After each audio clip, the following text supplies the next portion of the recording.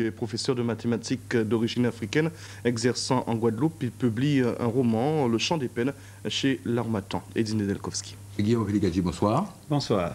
Alors, vous êtes africain, comme on dit de façon générique, plus précisément ivoirien. Oui. Vous êtes professeur de mathématiques. Oui. Vous enseignez à Marie-Galante. Oui. Vous vivez à Bemao. Oui, et jusque-là, tout est bon. Et vous publiez chez l'Harmattan un roman, Le Chant des peines, Voilà. qui raconte en gros l'itinéraire d'un Africain intelligent. Un officier intellectuel, oui. Qui est intelligent jusqu'à ce qu'il arrive au pouvoir. Et à ce moment-là, il devient un con et le pire des salauds.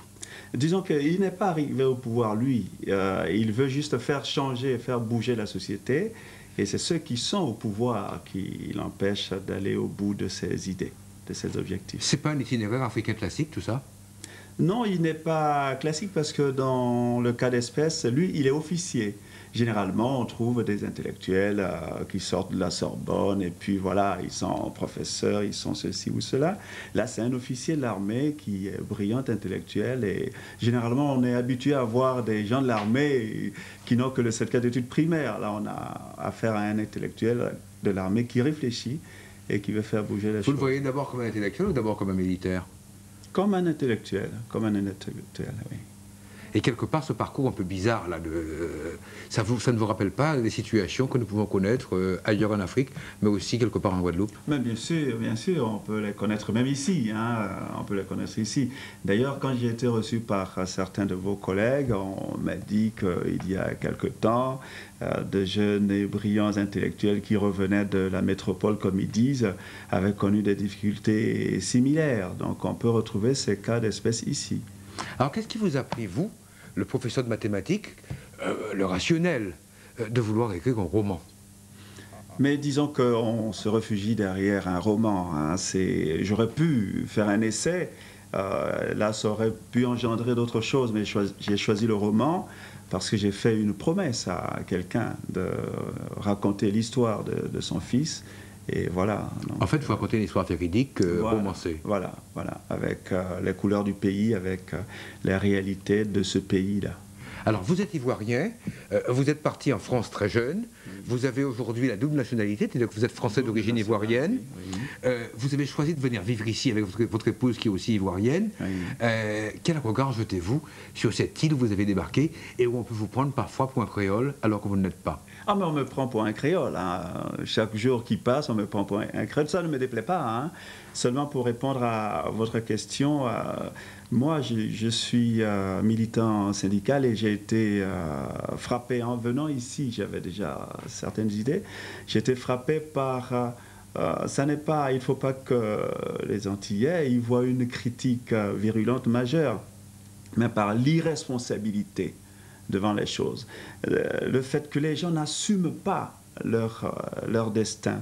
Devant le fait que les gens, au lieu de se servir de l'histoire pour éclairer le présent, au lieu de se servir de l'histoire pour essayer de voir comment construire demain, ils se servent de l'histoire pour étouffer leur non-responsabilité. Quelque part comme à Libye. Ça m'a frappé, ça. Quelque part comme à Libye. Comme à Libye, et c'est grave, c'est grave. Si ce sont des adultes, à la limite, comme on dirait en Afrique, bon, ils sont au sommet de la montagne, demain ils vont mourir. Mais ce qui est inquiétant, c'est pour les jeunes surtout. C'est pour les jeunes.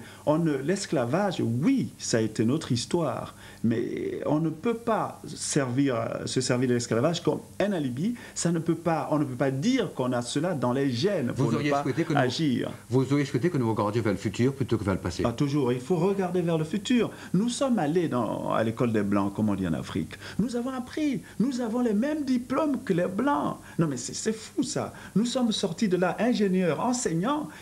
Comme eux, nous pouvons construire notre destin. Il n'est plus question de dire que nous avons eu des parents, des ancêtres esclaves, alors on ne peut pas faire ceci ou cela. Alors on ne peut pas prendre son destin entre les mains. C'est effarant, effarant, effarant.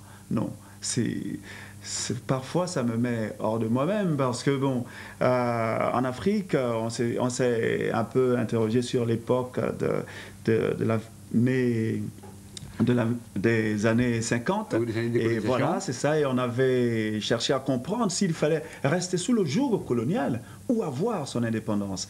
Et quand je suis arrivé en Guadeloupe, je me suis dit, bon Dieu, que Kwame Nkrumah, bon, beaucoup ne savent pas qui c'est, mais l'ex-président du Ghana qui est mort depuis longtemps, il avait raison, il faut être indépendant. Il faut choisir son destin, il faut être maître de son destin. Maintenant que nous avons la France, nous sommes diplômés, je parle de nous, Antillais. Vous voyez, je me sens Quelque part, Antillais vous êtes dans à ce cheval sur cas-là. plusieurs cultures Voilà. aujourd'hui. Voilà. Sur la culture africaine d'origine, Oui. sur une culture française et sur l'imprégnation créole qui est la vôtre en Guadeloupe. Voilà, voilà. Et je ne vois pas pourquoi nous aurons une tare par rapport à ceux qui ont les mêmes diplômes que nous. Guillaume Opiligagi, il nous reste 40 secondes. Le sommet du G8 est le sommet des pays pauvres. Quelque part, où il sera question de l'Afrique livrée encore elle-même à sa dette immense. Qu'est-ce que vous en pensez?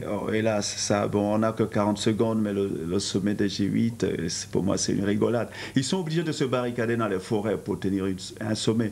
Bon, ils vont encore gaspiller beaucoup d'argent. S'ils pouvaient envoyer cela pour l'aide au développement, ça aiderait beaucoup les familles pauvres. Si l'Afrique est mal partie, c'est la faute des colonisateurs ou c'est la faute des potentats africains qui leur ont succédé? Il n'y a pas que les colonisateurs, ce sont les Africains qui sont à la tête de leurs États, de leurs nations. Donc c'est à eux de prendre leur destin en main.